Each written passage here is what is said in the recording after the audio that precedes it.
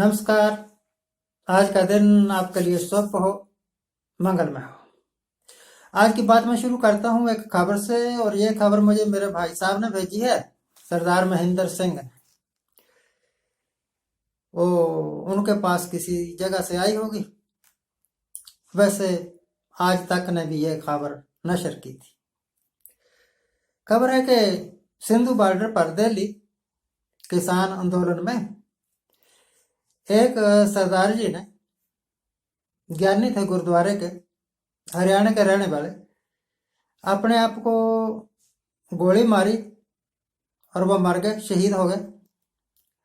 गोली मारने का कारण उन्होंने बताया है कि वो मोदी सरकार की जिद से बहुत दुखी थे।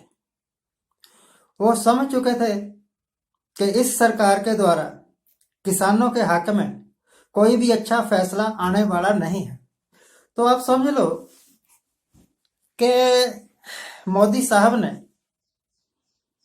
एक बलि तो ये ले ली। और अगर पिछला आप देखें ना इतिहास, तो इस सरकार की मूर्खता पूर्वक की गए फैसले और जिद्दों ने जिद बड़ी बड़ी लोगों की जाने ली। जब नोटबंदी की थी तो लोग लाइनों में खड़े खड़े ही मर गए थे, लगभग 150 लोग। उस बात की किसी ने जिम्मेवारी नहीं ली थी कि यह मेरे कारण हुआ है तो मैं इस्तीफा दे देता हूं। आफ्टर ऑल हर एक आदमी लाल बहादुर शास्त्री थोड़ा हो गया।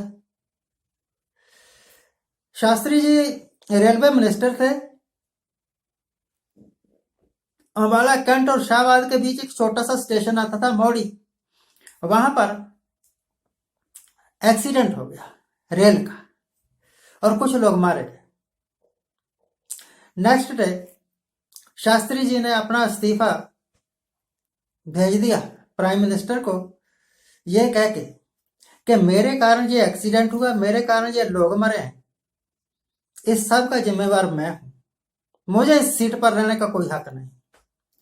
यहां 150 लोग मर गए नोटबंदी के कारण, और सुल्तान आजम हिंद अपनी पिनक में सो रहे हैं। उनको कोई फर्क नहीं पड़ता 150 मरते हैं 200 मरते हैं। और भैया यह 370 कश्मीर में हटाया गया। उसके बाद लगभग 6 महीने तक बड़ा सख्त कर्फ्यू जैसा माहौल वहां पर पैदा करके रखा गया। मेरे पास कोई डाटा नहीं है, पर मुझे पक्का यकीन है कि वहां पर भी बहुत सारे नौजवान मारे गए होंगे। क्योंकि जब पंजाब में इंदिरा के टाइम पर या उसके बाद खालिस्तान को दबाना, खालिस्तान के मूवमेंट को कुचलने के वास्ते ऐसा कहा है, भाई कोई खालिस्तान खुलिस्तान था नहीं। बहुत सारे पंजाब के लोग भी मारे गए थे।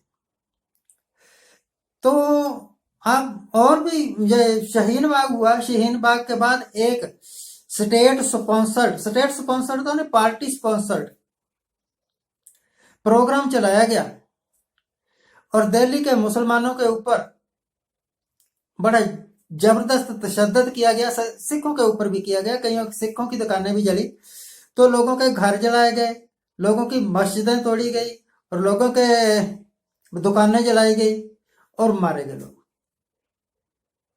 यह भी इन्हीं के राज में हुआ। 370 के बाद भी लोग मारे गए, वो भी इन्हीं के राज में मारे गए। और अब यह किसान आंदोलन में भी कई लोग मार चुके हैं। अब तो लोग इस गवर्नमेंट से इतना दुखी हैं कि अपने आप को ही शूट कर रहे हैं। और तोता मीडिया इतना निकम्मा हरामजादा इस खबर को छुपा रहा है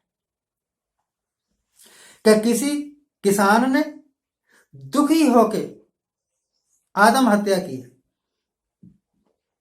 मैं तो लगभग 15 दिन पहले से कह रहा हूं, कई बार कह चुका हूं कि किसानों को गलतफहमी है, उनकी कोई बात नहीं मानी जाएगी, उनका एजिटेशन बेकार जाएगा। वो घर से बेघर किए जा चुके हैं। अब वो सिर्फ नाम मात्र किसान है। उनकी जमीनों पर तो सुल्तान आजम हिंद के चमचों का कब्जा होने वाला है। कितनी दुख की बात है कि ये मूर्ख लीडर उनको सब कुछ सौंप रहे हैं जो किसी के नहीं,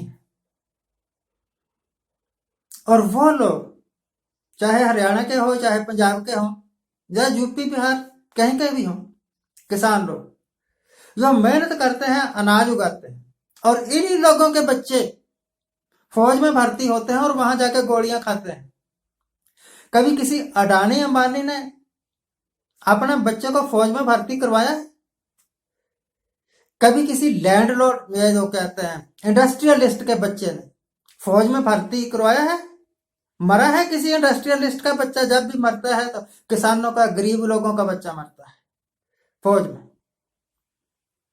तो वो लोग जो देश के रक्षक हैं, वो लोग जो देश को अन्न खिलाने वाले हैं, वो लोग जो देश के अपलिफ्ट में योगदान रहे हैं, उनके विरुद्ध है सरकार। इसके सारे फैसले किसान विरोधी हैं, मजदूर विरोधी हैं, और वो लोग जो देश को लूट के खाने वाले हैं, उसके पक्षधर, उसके सेवक हैं ये लोग। अगर बीएसएनएल को फेल करने के लिए जियो वाला लाला 1 साल तक मुफ्त में डाटा बांटता रहा, सिमें बांटता रहा, तो वो सरकारी तंत्र को फेल करने के लिए, किसानों को बेवकूफ बनाने के लिए 1 या 2 साल तक ज्यादा कीमत नहीं दे सकता। और उसके बाद जिस वक्त सारा तंत्र फेल हो चुका होगा, मैकेनिज्म फेल हो चुका होगा, फिर वो अपनी मर्जी से औने पौने दाम पर खरीद लिया करेगा, और किसानों को आत्महत्या करने के अलावा कोई दूसरा रास्ता नहीं रह जाएगा। तो यह देश के पालक नहीं, यह बलि लेने वाले क्रूर ग्रह हैं। जब मैं ज्योतिष पढ़ता था तो जो हमें ज्योतिष पढ़ाया करते थे हमारे प्रोफेसर साहब, वो कहा करते थे जब पापी ग्रह का असर हो जाता है किसी के ऊपर तो वो आदमी बर्बाद हो जाता है। फॉर एग्जाम्पल, शनि की साढ़े आ गई तो वह बर्बाद कर देगी, शनि की महादशा आ गई तो वह बर्बाद कर देगी, राहु की महादशा, केतु की महादशा आ गई तो वह भी बर्बाद कर देगी। तो हिंदुस्तान के किसानों, आपके ऊपर मोदी नाम के शनि की दशा आ गई है, आपको बर्बाद करके छोड़ेगी। और जहां तक सुप्रीम कोर्ट का ताल्लुक है, कोई उम्मीद मत रखना। सुप्रीम कोर्ट ने बाबरी मस्जिद के संबंध में जैसा लंगड़ा फैसला किया वैसा ही आपके साथ होने वाला है। अंततः तराजू झुकेगा मोदी के सेठों की तरफ, आपको कुछ नहीं मिलेगा। Thank you very much for watching. अगर आप मेरी बातों से सहमत हैं, हमारे चैनल को सब्सक्राइब करिए, शेयर करिए, लाइक करिए। अगर आपको लगता है कि मैंने गलत बोला है तो कमेंट बॉक्स में एक बार कमेंट करके मुझे बताइएगा। पर मोदी भक्तों, आपको तो मेरा सब कुछ गलती लगेगा तो आप कमेंट भी मत करिएगा। हाँ, अपने घर बैठे गालियां निकालते रहिए। Thank you very much for watching. Thank you very much for watching. Keep watching. मैं दसना चाहना कि साडे भारत दे विच मोदी नां दा करोना आ गया है। उन्ने ट्रेन खा ली, उन्ने एयरपोर्ट खा लिया, उन्ने सारा मुल्क खा लिया। अंबानी अंडानी नूं उहदा फायदा कर दिता। असीं सारे किसान पूरे भारत दे इकट्ठे होके वैक्सीन तैयार कर रहे हैं। ये हुण वैक्सीन मोदी दे हत्थ आ भी महीना लाउंदा, 2 महीने 4 महीने लगदे आ। जिद्दण साडी वैक्सीन तैयार हो गई, मोदी नां दा करोना खत्म कर देंगे।